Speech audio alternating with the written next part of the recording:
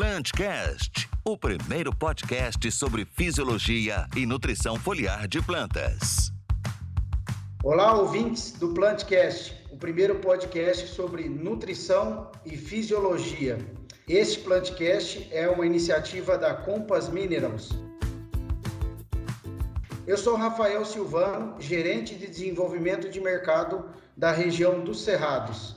Hoje temos um convidado muito especial, Dr. Fernando Warperchowski. Dr. Fernando é consultor na região dos Cerrados e vai poder contar um pouco da sua história, da sua trajetória e conversar conosco sobre alguns micronutrientes que têm sido, de repente, negligenciados nos sistemas de produção. Para fazer a nossa conversa aqui de hoje, também são nossos convidados aqui da Compass Minerals, Luiz Paulo Tanuri, consultor de desenvolvimento técnico. Dê um alô para nós aí, Luiz. Olá a todos, é uma satisfação poder estar compartilhando e escutando um pouco aqui também os conhecimentos do Dr. Fernando. Muito obrigado pelo convite, Rafael. Que bom. Está presente conosco na mesa também a consultora de desenvolvimento de mercado da região do Oeste do Mato Grosso e Rondônia, Ana Cláudia Langaro. Dê um alô para nós, Ana. Olá, pessoal. Olá a todos. É um prazer estar aqui também participando da gravação desse podcast. Muito bom, Ana. Fernando, vamos lá. Primeiro, obrigado pelo convite, é uma satisfação imensa e, antes de tudo, antes que eu mesmo fale da sua trajetória, nada melhor do que você mesmo nos contar, né? Quem é o Fernando, a sua trajetória pessoal e profissional. É uma satisfação tê-lo aqui conosco, a Compass. Em nome da Compass, a gente realmente agradece muito. Fique à vontade para contar um pouco da sua trajetória. Em primeiro lugar, eu não sou doutor, eu não tenho doutorado, né? O pessoal chama de doutor todo o pessoal, mas eu só fiz a parte de maestria, né? E a parte de pós-graduação. Eu tenho mais uma vida a nível de campo, né? Por quê? Eu sou do Rio Grande do Sul, eu sou nascido no berço nacional da soja, onde surgiu a soja do Brasil. E meu avô foi um dos primeiros que teve a sorte de cultivar a cultura de soja. Então, vem daquela região. E o meu avô sempre cultivou. E meu pai gostava de trabalhar na roça, que a gente chama. E meu pai tinha uma virtude que ele gostava muito de ser professor. Então, eu acabei herdando as duas partes. A parte da agricultura, né, da parte de trabalhar na parte agrícola e a parte que chamo de ensinar, passar a parte de agronômica prática, que eu chamo. Então, eu desde novo trabalhei junto com meu pai e depois fui cursar, né, fiz o segundo grau e fui cursar agronomia. Como que eu acabei indo para agronomia? O meu irmão também é agrônomo e começou a fazer a faculdade de agronomia. E na época, eu não tinha escolhido ainda qual o rumo de carreira eu ia seguir. Mas o meu irmão começou a faculdade, começou a levar os materiais de faculdade e eu acabei começando a olhar o que ele trazia e acabei optando pela agronomia. Por quê? Eu tinha um outro dom, que eu era muito bom desenhista. E diziam que eu tinha que ser arquiteto, né? Mas, felizmente, eu não segui esse caminho e segui a agronomia. Então, sempre desde guria eu trabalhei com plantas, na roça, né, junto com meu pai. Meu pai era professor, tinha uma pequena chácara, num pedacinho de terra, e eu ia com ele ver o plantio das coisas que ele cultivava. Mas eu saí desde cedo de casa. Por quê? Porque onde o meu pai era professor, era no interior do município pequeno do Rio Grande do Sul, chamado Porto Lucena, e lá só tinha até a quinta série, sexta série, e eu fui estudar fora. Então, desde cedo eu estudei fora e fui fazer faculdade em Passo Fundo, né? E lá eu passei na universidade e comecei a estudar. Mas sempre me determinei na minha carreira acadêmica a parte de fisiologia e a parte de solos, porque eu achava que não podia ser independente as duas coisas. Onde a planta se alimentava do solo, eu tinha que saber as duas partes. E aí eu sempre me apoiei no pessoal da Embrapa, né, que tinha em Passo Fundo, e fui estudando essa parte. Depois fui a Porto Alegre, depois fui estudando, voltei para o ramo agrícola de novo. E nisso eu comecei depois de formado, a trabalhar em cima de nutrição. Mas na época nós plantávamos convencional. O que era isso? Era plantio preparado. E começou a vir a parte de plantio direto. E eu comecei também, o meu irmão estava no Mato Grosso, vim verificar no Mato Grosso o cultivo. E eu me lembro como hoje, quando um produtor, eu cheguei na propriedade dele, e ele estava cultivando soja e estava aplicando um produto na parte aérea, um produto de foliar. E eu, na época de faculdade, não tinha um professor que dizia, não, micronutriente não precisa, não faz parte, não é necessário, nossos solos têm. E isso fica incrustado na gente pela experiência dos professores. E o produtor estava aplicando, na época, manganês em cima da cultura. E eu disse para o produtor, isso não funciona. Fui contra ele. Ele disse, não, daqui uns dias tu passa aqui ver. E realmente foi aquilo que me tocou mais para ir no ramo da nutrifisiologia. Ele me mostrou que nem sempre aquilo que você recebe da parte acadêmica é na prática aparentemente executa. E eu comecei a observar essa parte, comecei a estudar muito sobre isso. E comecei também na época a fazer o uso de aporte não só de macronutrientes, mas também como de micronutrientes.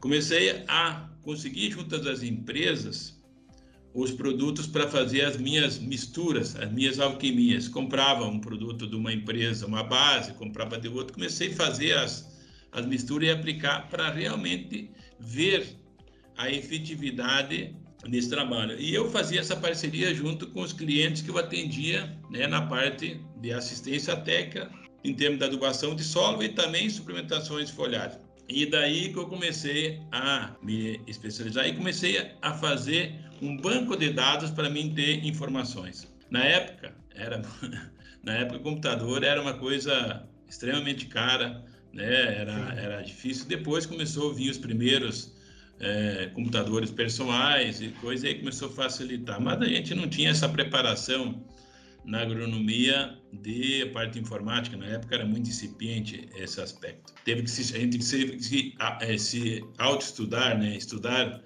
essa parte. E aí eu comecei a fazer um software próprio para começar a calcular os fertilizantes a nível de análise de solo para aportar nas áreas que eu atendia. E comecei também, através disso, usar também o banco de dados que eu tinha em relação também à análise de micronutrientes dentro das áreas. Como no Rio Grande do Sul os solos são argilosos e têm relativamente bons níveis de nutrientes, comecei a descobrir quais os nutrientes que tinham uma certa resposta. E comecei a estudar e comecei a aplicar. Claro que primeiramente comecei a usar, que já sabia tradicionalmente, tratamento de semente, com cobalto e molibdênio, e esses nutrientes na época, alguns na época estimulantes, bioestimulantes que já existiam, e comecei a fazer isso.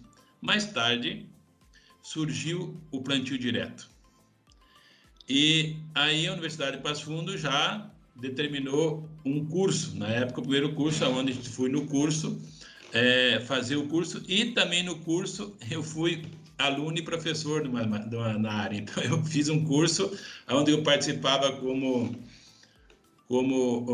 aluno, e parte também eu fazia a parte de passar os conhecimentos que eu tive nesse aspecto, porque se tinha carência de informações na época. E veio na época a Embrapa fez, junto com convênio com as empresas, o Plano Metas, que era um plano de difundir o plantio direto no estado do Rio Grande do Sul, que era na época empresas parceiras, né, que os nomes das empresas faziam parte do nome, que era Metas, Monsanto, Embrapa, Adubos Trevo, tá? Agroceres e Semiato, que fizeram um grupo e usaram esse nome. Então, para difundir o plantio direto. Então, aí surgiu. E nessa época, que eu, através desse trabalho, e que eu comecei a me entrar na área de palestra. Eu não era palestrante, eu era um profissional que trabalha Até eu tinha dificuldade de palestrar, porque toda vez que eu ia palestrar, me travava um pouco. E aí eu comecei a perder isso aí. Até hoje, por exemplo, minha carreira na minha área agrícola, eu já fiz mais de 3.000 palestras, né, na minha carreira que eu tenho de trabalho. Hoje eu atendo, por exemplo, Peru, né? Vou atender Equador, já estive no México, agora a Colômbia também vou atender, nessa parte nutricional. É relacionar o que a planta pede com o que ela está realmente absorvendo, com o que tem no solo, e trabalham nisso.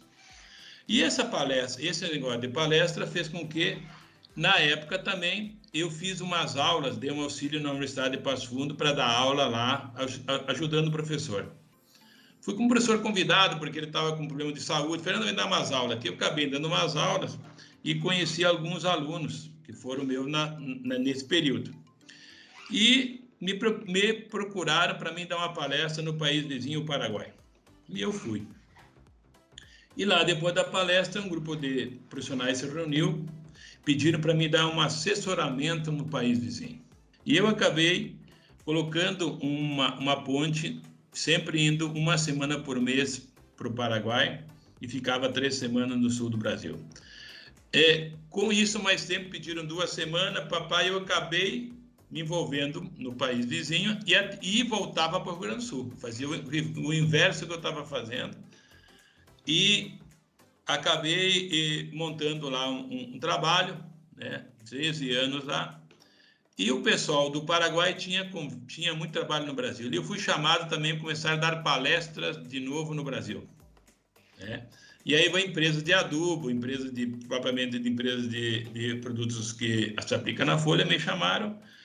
E como é que eu vim parar aqui no Mato Grosso? Tudo é causalidade. Eu estava dando a palestra no Rio Grande do Sul, no Paraná, em Foz do Iguaçu, e 2 produtores daqui do Mato Grosso estavam visitando parentes lá e foram olhar minha palestra. Após a minha palestra, pediram para mim se eu pudesse dar uma palestra no Mato Grosso, em Sapezal. Para falar a verdade, eu nem sabia que existia Sapezal, né? E aí eles organizaram com a empresa, eu vim dar palestra aqui.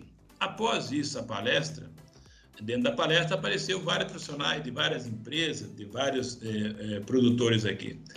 E uma empresa me convidou para mim dar uma palestra no outro dia para eles. E eu fui dar a palestra e a partir disso eles pediram para mim dar um assessoramento para eles, tá?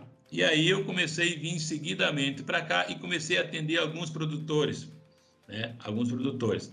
Então eu comecei a fazer essa parte e comecei a pegar dados de solo, de folha, de caroço, sementes e assim normais, de fazer um banco de dados para verificar se realmente aquilo que estava sendo colocado no solo estava realmente entrando na planta e realmente depois saindo nos grãos ou dando o resultado final.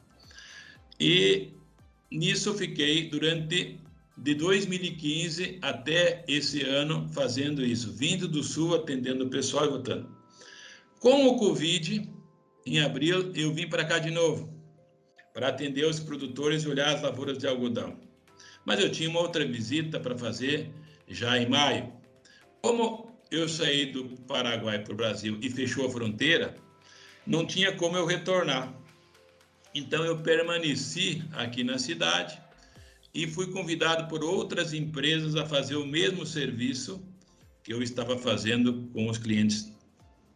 E nisso eu fiquei no hotel e outros produtores procuraram lá e aumentou muito a demanda minha. E eu tive que, por demanda, montar um escritório há 2 meses aqui no Sapezal para atender esses clientes que eu já estava atendendo e mais esses clientes novos. Então, desde abril, né, eu vim para o Mato Grosso e não consegui retornar ainda. E agora vai ser o inverso. Eu vou estar aqui no Mato Grosso e vou retornar a atender os clientes lá, do Paraguai, do Peru, do Equador, eventualmente do México e no Rio Grande do Sul, né, região sul do Brasil, que eu também vou. Então, agora, essa dinâmica fez com que eu mudasse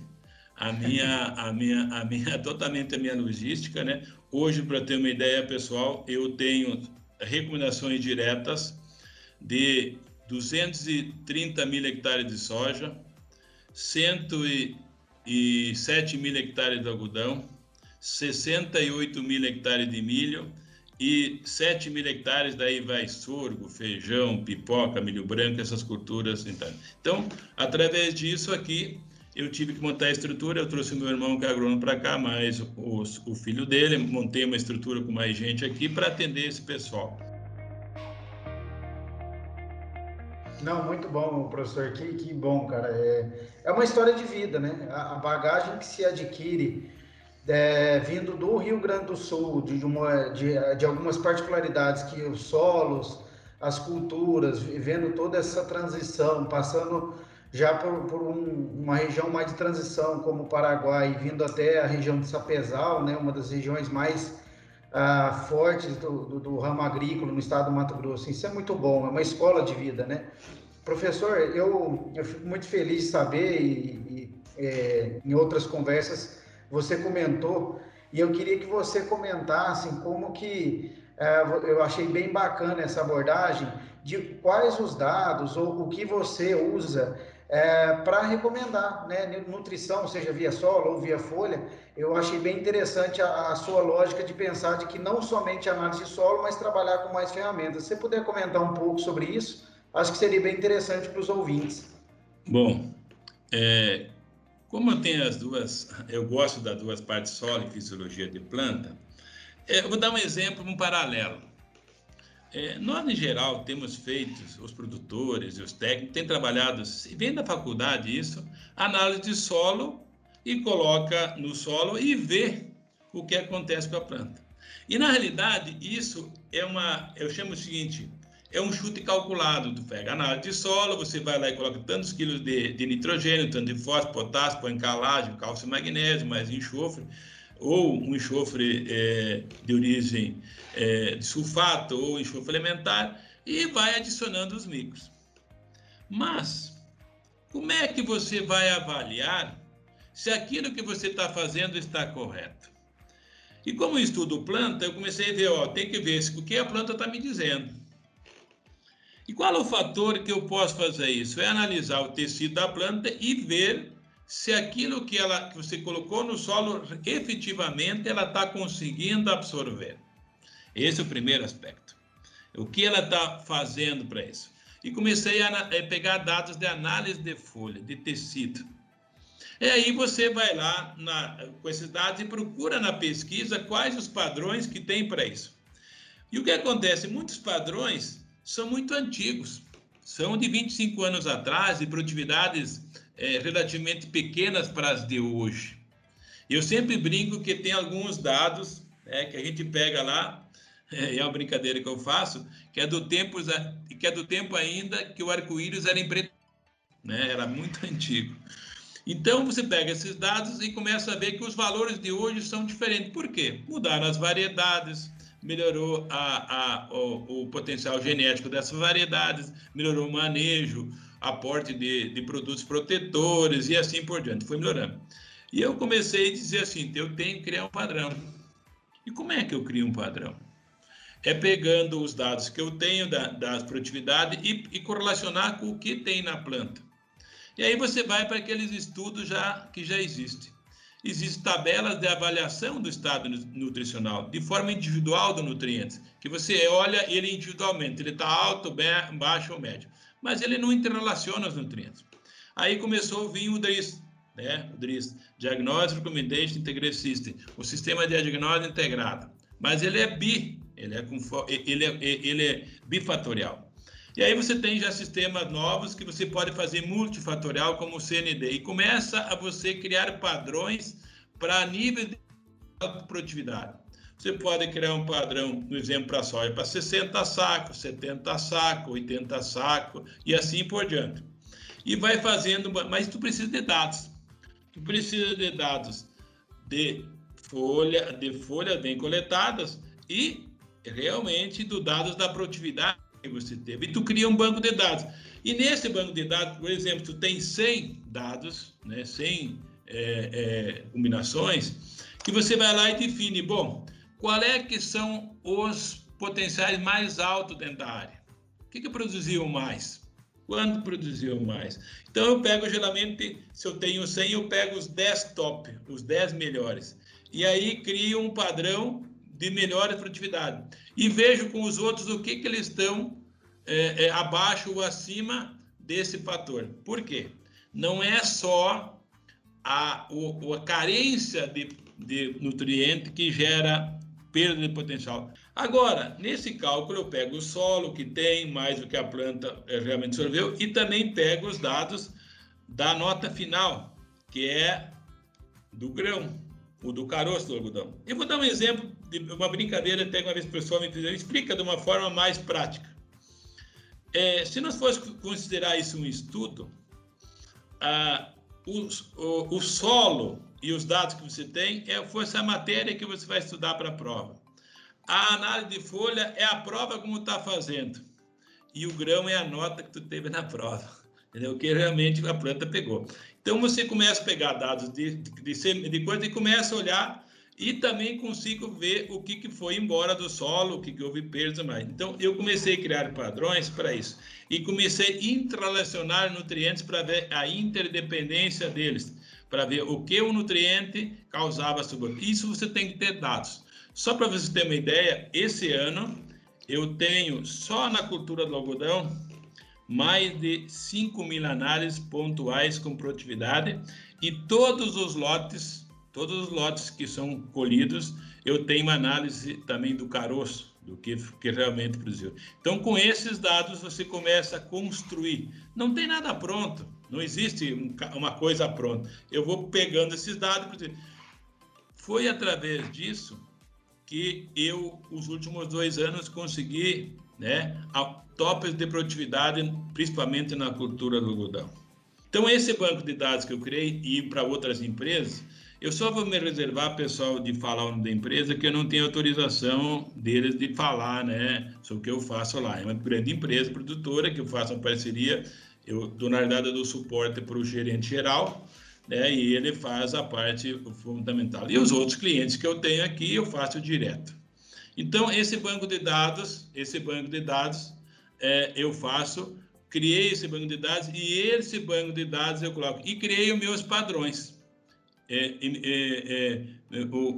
Os meus padrões, Assim, só me vem uma frase na cabeça quando diversas vezes você comenta, não, a base de dados, olha, eu uso uma base de dados, olha, eu tenho X análises para tomar decisão.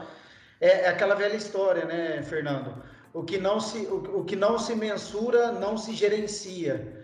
E eu tenho, assim, eu vejo que a análise de solo, logicamente, é a mais conhecida, é uma baita de uma ferramenta, mas eu acho que, no fundo, poderíamos começar a olhar para ferramentas que se complementam para a tomada de decisão, porque a planta está sob o solo, mas a gente não sabe exatamente se ela está assimilando aqueles nutrientes. Então, muito bom, parabéns mesmo.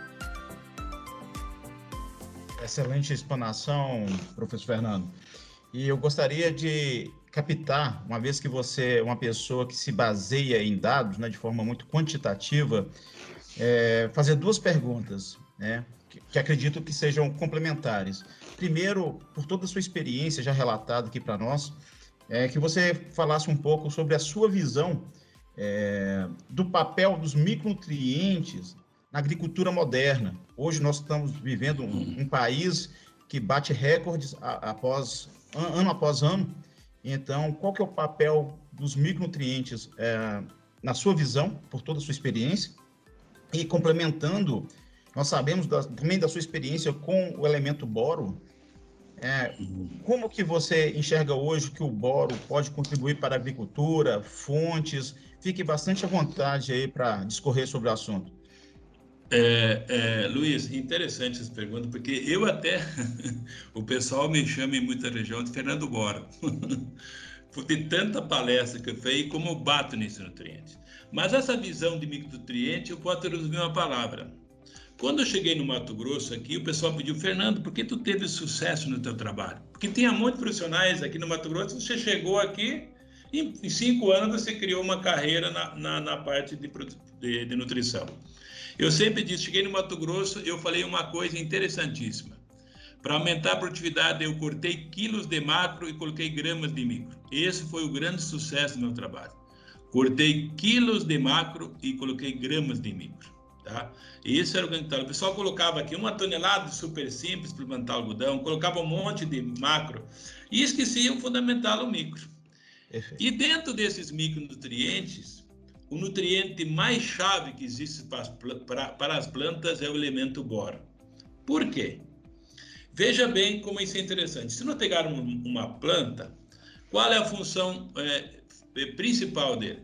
O boro seria mais ou menos como a chave. Ele liga todos os outros nutrientes. Ele vai ligar os nutrientes na planta. De que forma? Se nós pegarmos a planta e estudar a célula, onde que está todos os processos fisiológicos escritos dentro do DNA, então nós temos o DNA e lá tem os cromossomos. Nós, por exemplo, temos 26 cromossomos.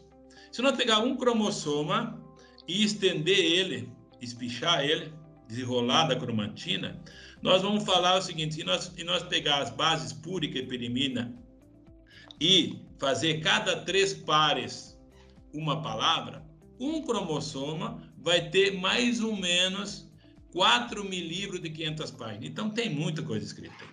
Mas isso tem que ser executada pela planta, lida e executada pela planta. E aí o seguinte, aí começa a leitura desse DNA. Então, a adenina, guanina, citosina, tiamina, das duplas estão lá. E aí está escrito lá, como é que a planta faz? A planta usa uma quinase, uma enzima, corta, abre essa hélice e vai lá e faz uma cópia do que está escrito no DNA. E isso chama-se feito pela RNA transferase. E a RNA transferase, ela vai marcar esse processo. Só que o RNA, ele não tem só adenina, guanina, citosina, tiamina. Ele tem outra base pirimídia, que é uracila. É a uracila que vai marcar o início do processo e as marcações. Ele geralmente ou substitui a tiamina ou é agregada aí. Isso faz com que ele cria um código, uma fita, e essa fita sai do núcleo e vai para o citoplasma para ser executada. Só que, para você sintetizar o uracil, você necessita ter boro em níveis bons. Então, se você não tem boro, você não faz a RNA transferase, vem menos ordens para dentro da célula e não executa. Então, é como se você tivesse um carro, que tem motor, tem todas as partes, e na hora falta a chave. Por isso que eu digo que nos processos fisiológicos, o boro é a chave, o start de fermento. Então, aí começa. Então, eu sempre digo, o primeiro elemento que não pode faltar fisiológica para a planta é boro.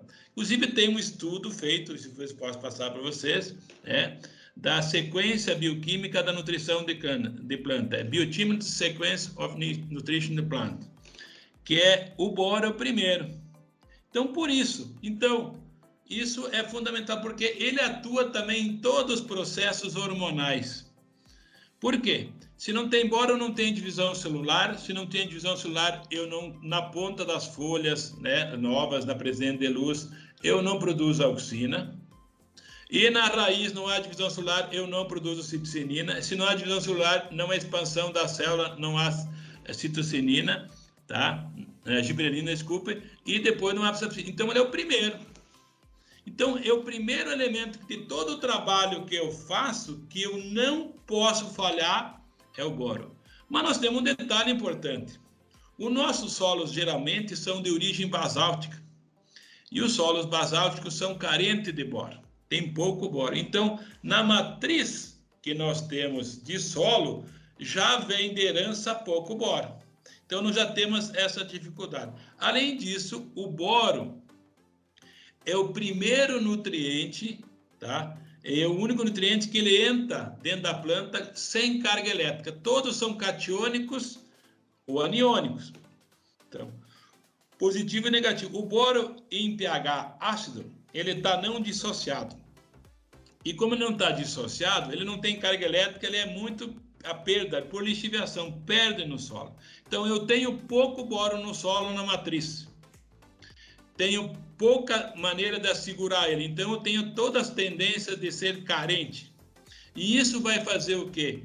Primeira coisa, dificultar a minha crescimento. Principalmente, inicialmente, o crescimento radicular.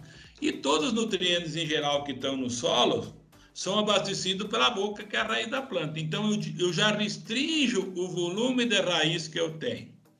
Então, essa é a primeira parte que eu tenho. Então, não adianta eu colocar um monte de fertilizante no solo se eu não tenho a boca. Então, já reduz. Além disso, se eu tenho pouco boro, eu tenho pouca divisão celular na raiz e, com isso, eu produzo menos citocinina, que manda o crescimento da parte aérea. Tá? A parede celular também da planta é a segunda parte que ela usa. Então, para a divisão é importante e depois na formação da parede.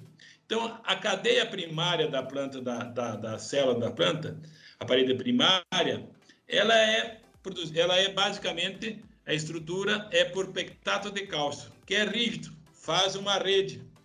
Só que para a planta ter elasticidade e flexibilidade, nós temos diéster de borato na camada de roma-galacturamo ali. Então, o boro participa na elasticidade e na flexibilidade. Se nós temos as carências, a raiz cresce com carência de boro, mas ela perde a flexibilidade e a elasticidade. Então, ela perde a permeabilidade para fósforo. Então, nós temos boro baixo, entra pouco fósforo. Se ela cresce sem elasticidade, ela se rompe, faz microfissura e por lá vaza potássio. Então, olha só, não entra fósforo, perco potássio. Eu já tenho um problema sério dos macros principais que eu ponho via solo, exceto o nitrogênio. E ainda, além disso, na raiz eu perco, sai açúcares, aminoácidos, compostos fenólicos, todos vão exudando ali. E essas microfendas ali fazem que favoreçam também os patogênicos do solo atacar. Se tem comida, ataca, a parede fica fraca. Então, eu já começo a ter um problema na minha... Então, boro nesse aspecto é importante para mim ter isso aí. Então, o crescimento... E a estrutura de parede. Além disso, quando eu tenho boro baixo, a formação eu chamo da parte de xilema e floema também fica prejudicada.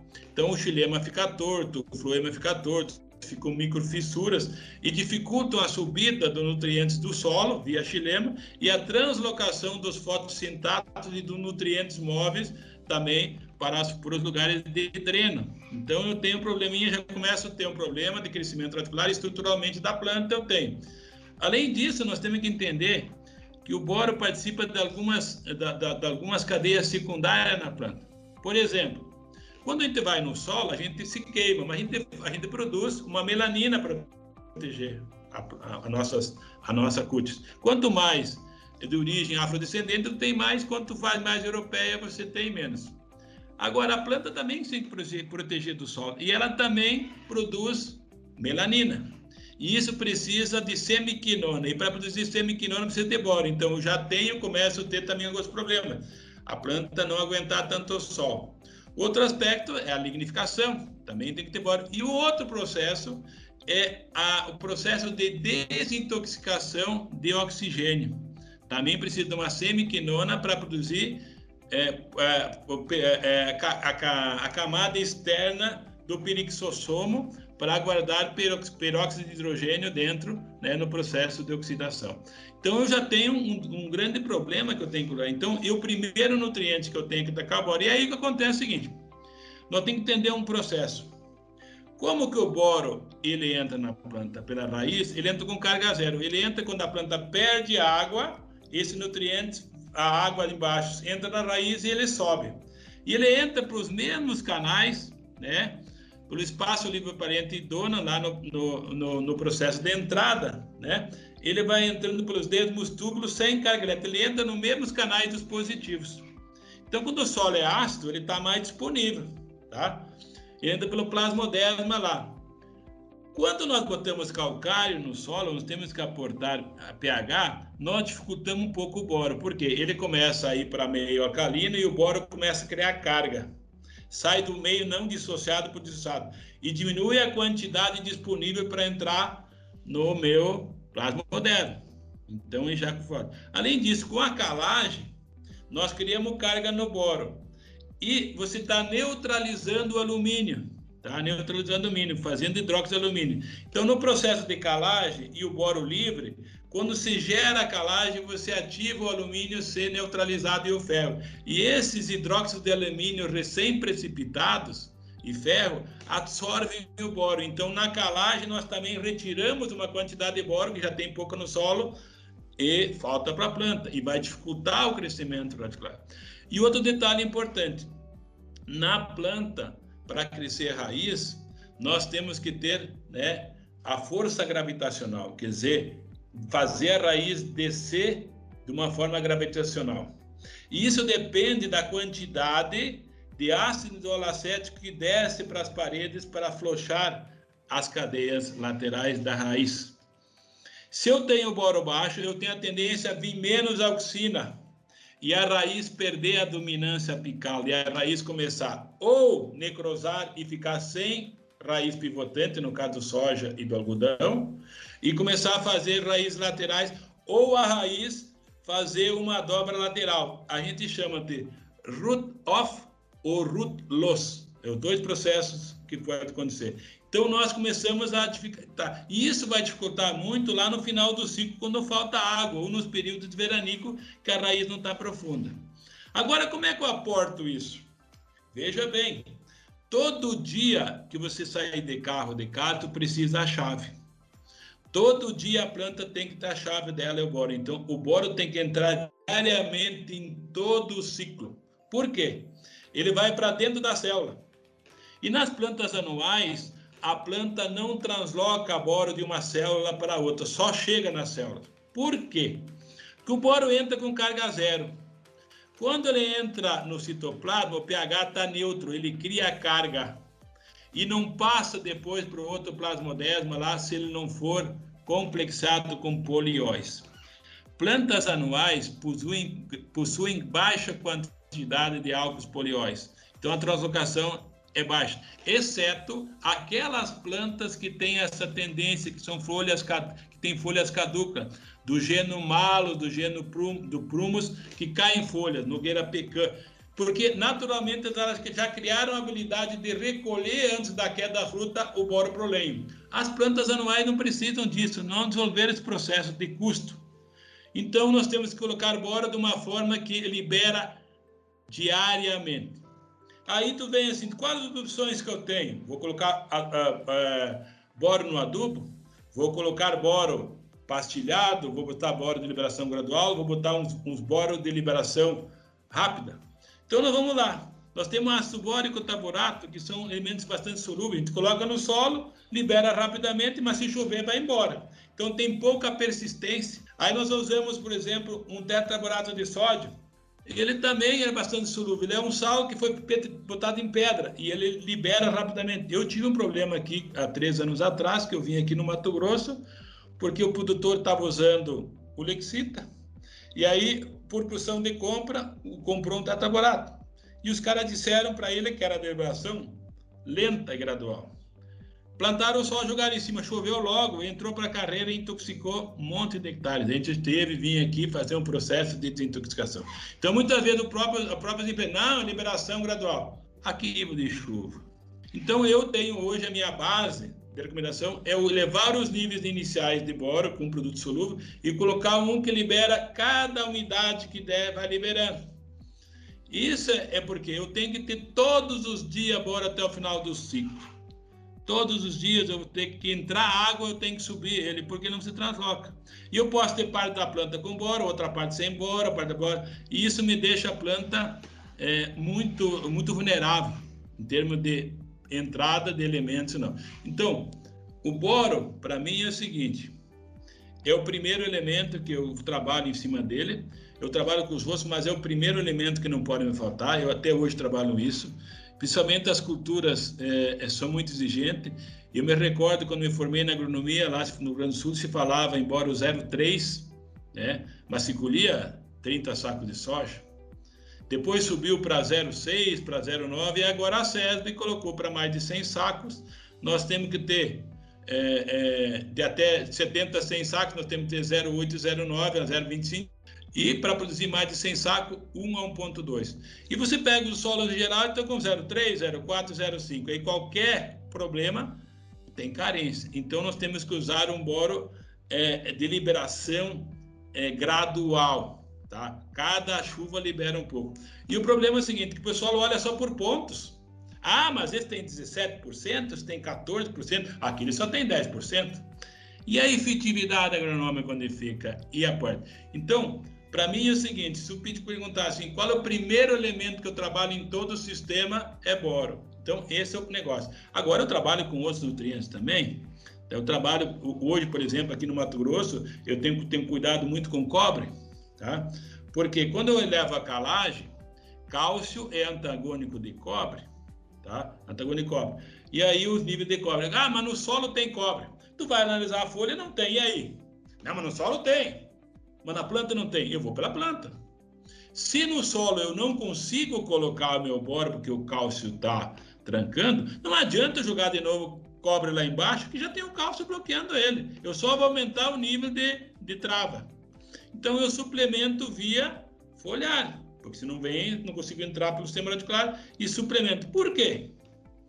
Veja bem a importância do elemento. Eu tenho a primeira função do cobre, é participar do processo de fotossistema, capturar a energia do sol, fotossistema 1, né? Ser o núcleo central da plasticianina, segurar o elétron quando sai do P680 nos cloroplastos, o fitocromo vai lá, ativa esse elétron e guarda esse elétron para fazer ATP e NDPH2, né? Então, primeiro, se eu tiver cobre baixo, eu tenho a eficiência da captura do sol prejudicada. Bom, mas temos bastante sol, temos bastante energia.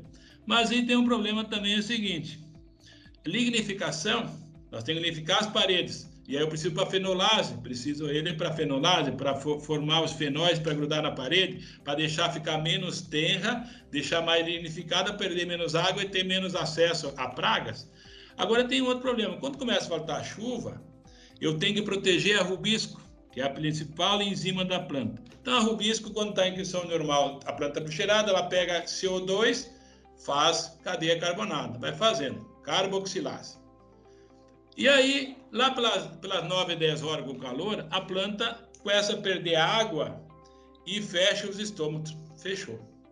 Mas ela continua fazendo fotossíntese. E a quebra da água, ela vai lá e bate no fitocromo, né? Libera aquele elétron lá para a plasticianina que pega a cobre e libera 2 hidrogênio mais oxigênio. Esses hidrogênio 2 vão ser usados lá no NDPH, né, para fazer captura de energia, para formar o NDP carregado. E o oxigênio sobra. Quando a planta está aberta, ele sai para fora, com os gases que vêm de baixo. Quando se fecha, esse oxigênio energizado fica, chamado superóxido dentro da célula. E a planta tem um processo que nem nós. Nós, seres humanos, trabalhamos 37 graus do corpo. Quando chega a 42 graus, as proteínas desnaturam, perdem a função, se quebram. A planta também, ela não pode desnaturar as proteínas. Então ela começa a se refrigerar. Ele pega esse oxigênio, gruda com a água, faz, né, peróxido de hidrogênio, e pega uma molécula de glutationa, gruda nela e vai já e coloca dentro do peroxissomo. A enzima principal dentro dos cloroplastos é a superóxido dismutase que faz isso. Mas para ela fazer isso efetivo, ela tem que ter no cloroplasto 2 micronutrientes, zinco e cobre. Se eu tenho carência de cobre, essa enzima fica pouco ativa. Esse oxigênio começa a aumentar rapidamente. E aí a rubisco para de fazer carboxilase e tem que fazer oxidase, oxigenase, pegar esse oxigênio. Então ela para de produzir fotossintatos bons para encher o grão de soja, ou de milho, ou a maçã do algodão, ou como da cana, ou quem que seja, o dreno. Então, se eu tenho nível de cobre baixo, eu baixo a atividade dessa enzima. Baixo a atividade de pegar a energia do sol, baixa a atividade dela de fazer. Não só é superóxido desmutase também, ascorbato peroxidase, a peroxidase, e depois também, quando guardou no perixossomo isso aí, para retirar isso aí, quebrar, quando o estômago abrir, para sair o oxigênio, a catalase também usa cobre. Então, se no período normal de chuvas eu tenho cobre mais baixo, a planta vai andando. No momento que começa a ter o problema de falta de água e eu tenho que proteger a minha rubisco, eu tenho que ter nível de cobre bom, senão a minha planta começa a oxidar e envelhecer rapidamente as folhas, perder a função e perder potencial produtivo. Então, o que eu faço? Eu aporto cobre. Nutricionamento para as fases boas e depois, naqueles períodos que eu tenho maior necessidade, eu coloco maior quantidade. Então, aí eu tenho o manganês também. O manganês, porque eu ponho calcário, já tem nível baixo, eu tenho que fazer a quebra, né, da fotólise da água, já é necessário para a fotólise, já preciso para a formação de clorofila, já consigo para outros processos, como, por exemplo, para as intoxicações, eu preciso de elemento também, então eu tenho manganês. E algumas situações até eu tenho que ter ferro em algumas áreas quando eu ponho calagem, porque se eu não tiver ferro, eu não tenho síntese da porfirina, que é a formação dos anéis para segurar a clorofila. Então dá uma clorose por isso, né? Porque não faço os precursores desse elemento. E aí, claro que eu uso ainda cobalto e molibdênio, níquel, por exemplo, aqui na minha região, eu fiz análise de semente de plantas e a primeira vez que eu vi no Brasil plantas com carência de níquel exposta na folha foi aqui em Sapezal, em 2014 para 2015. E hoje eu já vi no algodão, já vi no milho, já vi na soja, né? E toda essa parte. Então, nós temos que importar esse elemento também. Mas em questão disso, Luiz, eu me estendi na parte. Então, qual é a minha visão dos micronutrientes? É fundamental no meu trabalho eu colocar as quantidades de quilos necessárias, mas em hipótese alguma esquecer as gramas que eu preciso. E aí existe o grande problema dos nossos técnicos. Eles muitas vezes se importam com os quilos e espécie com as gramas, e aí eles esquecem de colher as toneladas de grão de soja, né? Tonelada de grão de milho e as quantidades de arroba de algodão. Então, eu sou eu acho que o micronutriente para atingir potencial altos é o canal, e é o que eu uso. Eu sempre repito aqui, em Maria das Lavouras, eu reduzi quilos e aportei gramas. Ô, Fernando, eu agradeço por essa excelente aula que você nos deu aqui hoje. É um privilégio escutar tanto conhecimento e tanta experiência, e eu acho que eu resumiria toda a sua fala em uma única palavra: equilíbrio, né? Tudo é equilíbrio. Muito obrigado. Ô, Fernando, assim, tá claro, né? Realmente, eu também tenho essa percepção de que, na verdade, nutrição são 13, não são 3, né? Essa é uma bandeira, é uma frase que eu acabo falando para muitas pessoas. Então, não é fazer 3 em altas quantidades que se vai produzir as toneladas que você quer. E como você bem disse, eu acho que a gente tem que olhar para o sistema sempre se preocupando com 13 nutrientes, seja macro ou micro. E o que eu costumo dizer é macro e micro não se remete à importância. Então, macro não é mais importante e micro menos importante. Não, é só quantidade, né? Por isso a nomenclatura se refere à quantidade, não à importância. A Ana Cláudia, que está aqui conosco, obrigado, é uma excelente aula, né, cara? Sobre fisiologia, uma conexão com a nutrição e com a realidade prática do campo. Professor Fernando, é muito interessante aí a sua abordagem, né, sobre o uso de micronutrientes, né, sobre o boro, sobre cobre. Eu acho que a gente tem uma lista, né, é uma lista enorme, uma lista interminável de funções que tem esses micronutrientes aí na planta, né, e o senhor consegue aí de uma forma impressionante simplificar, né, e trazer isso de uma forma fácil da gente entender, né, de qual a importância desses micronutrientes aí no metabolismo das plantas. O senhor comentou também que um dos primeiros lugares, né, que o senhor se deparou aí com deficiência de níquel, né, foi aqui no Mato Grosso. Eu gostaria de ouvir um pouco aí sobre a sua visão sobre o uso do níquel na agricultura, se o senhor puder explanar um pouquinho aí para a gente. eu cheguei aqui em 2015 e fui convidado a olhar as lavouras daqui. E aí eu cheguei numa propriedade de um grupo aí e olhei assim, vi carência de níquel explícita, aquela intoxicação de nitrogênio na ponta da... Eu tenho essas fotos ainda aí. E perguntei para o pessoal, você tem usado níquel aqui? Parece que eu tinha falado com um extraterrestre. O pessoal tinha essa visão. E aí eu catei tecidos e depois sementes e mandei para o laboratório. E notei que os níveis estavam baixos. Mas por que é importante níquel? Veja bem, se nós formos considerar as culturas como leguminosas, como soja, nós temos a participação de níquel em 2 processos chaves. E veja bem, a soja produzir bem, eu tenho que ter bastante proteína. E proteína depende do aminoácido que tem a base nitrogenada e enxofrada na sua estrutura. Então, se eu tenho carência de aportar dentro da planta, na célula sintetizadora lá, e dentro do cloroplasto nitrogênio, eu vou ter baixa produção de aminoácidos e baixo peso de grãos, tá? Além dos processos necessários para a formação de paredes celulares, estruturas e organelas que precisam de proteínas e aminoácidos. E aí você chega lá, se eu tenho níquel baixo, eu tenho uma carência, né, na captura do processo do nitrogênio que eu tenho. Então, se eu tenho essa carência em relação ao níquel, eu vou ter enzimas que vão me faltar. Primeira enzima, tá, é a hidrogenase. Tá? A hidrogenase, que é a captura do hidrogênio no processo lá do rizóbio para fazer o ureídio.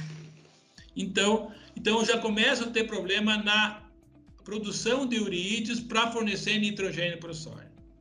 Depois eu tenho que pegar esse ureídio e levar para a célula da folha, ou dos radiculares mesmo, para sintetizar os meus aminoácidos. Aí eu vou ter essa quebra do ureídio, da ureia, eu preciso de uma enzima chamada urease, que também tem níquel na sua estrutura.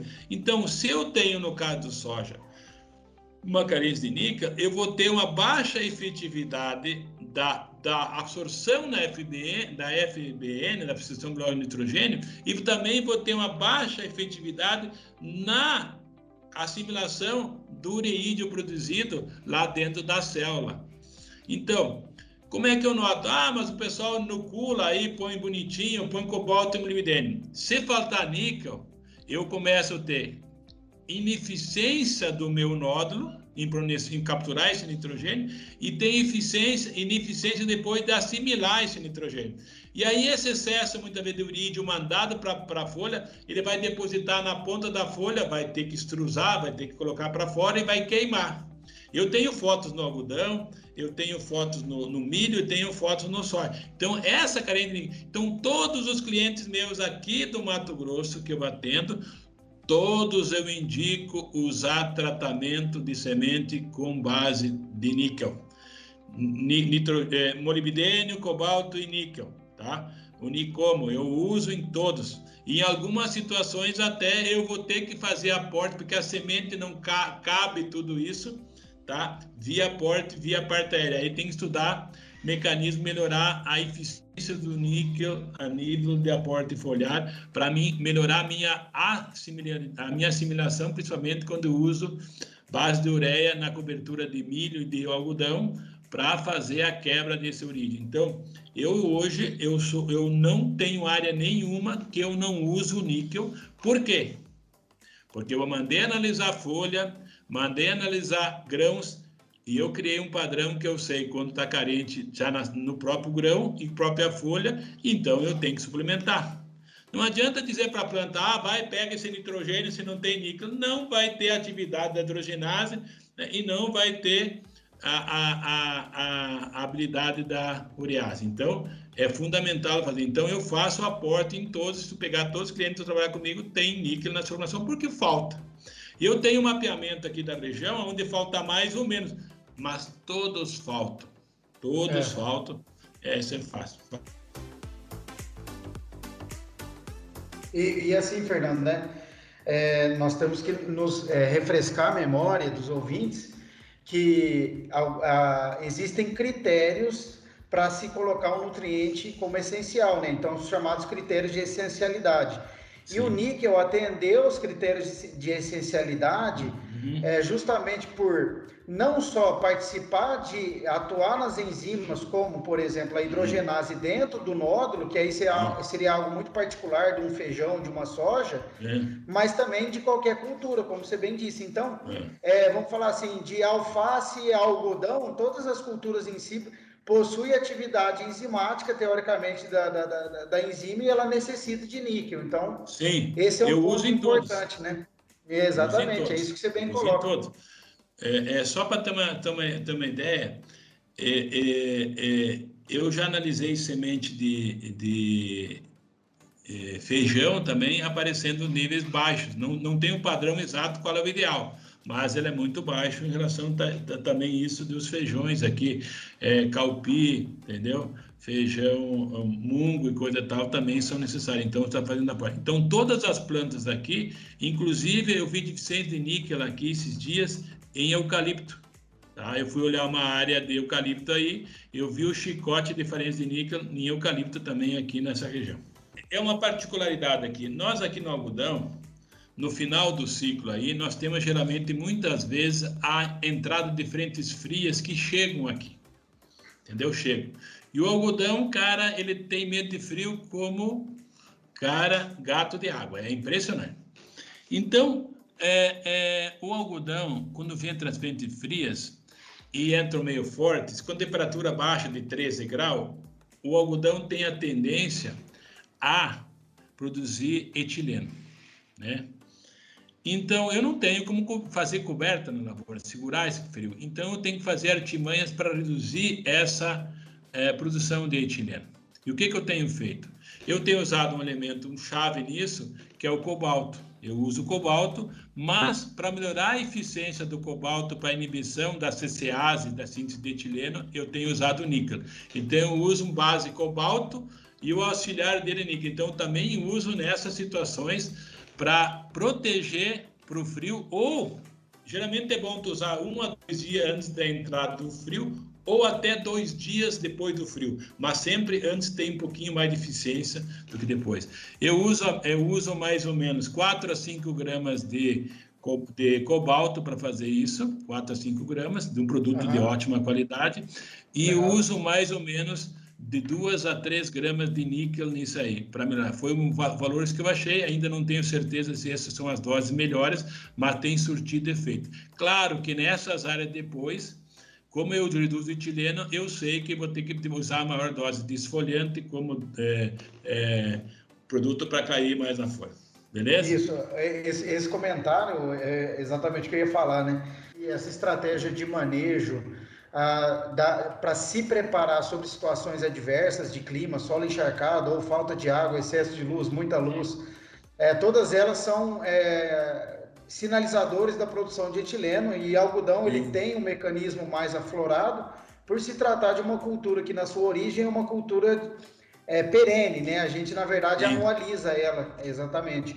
Eu acho muito bacana, eu acho que é uma estratégia. Para complementar, uma outra estratégia também muito interessante que a gente tem conversado com os técnicos dessas lavouras que trabalham com algodão é trabalhar com produtos que são precursores, né, ou indutores da produção de auxina, já que na zona de abscisão, né, quando você aumenta os índices de auxina, sem desbalancear logicamente a citocinina, você de alguma forma consegue suprimir um pouco mais essa produção de etileno, e a consequência, o desencadeio da produção do ABA, que vai causar o abortamento das estruturas. Sim, os produtores têm buscado cada vez mais fazer ciclo de algodão cada vez mais curto, até porque isso reduziria custo operacional e até aplicação de defensivos para manter a lavoura por mais tempo.